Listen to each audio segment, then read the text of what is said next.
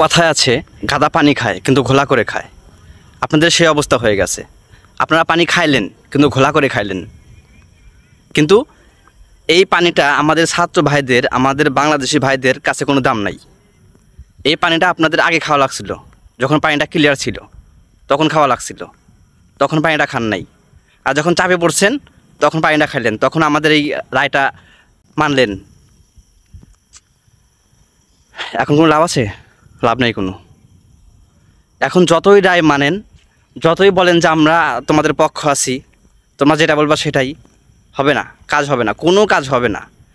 আপনাকে দেশ ছাড়তেই হবে, কারণ আপনার এই স্বৈরাচারী পুরা বিশ্ব জেনে গেছে, শুধু বাংলাদেশ না, পুরা বিশ্ব জেনে গেছে। আপনাদের যে একটা মুখোশ আছে সেটা পুরা বিশ্ব জেনে গেছে। আপনি বলতেছেন যে স্বজন হারানোর যে বেদনা সেটা আমার চাইতে কেউ ভালো বোঝে না। 49 বছর হয়ে গেছে আপনার বাবার মৃত্যুর, আপনি এখনও সেই কষ্ট ভুলতে পারেন নাই। আপনি কিভাবে ভাবলেন যে এই 2 দিনের ভিতরে আমাদের ভাইদের রক্ত, আমাদের শহীদ ভাইদের জীবনের মূল্য আমরা ভুলে যাব?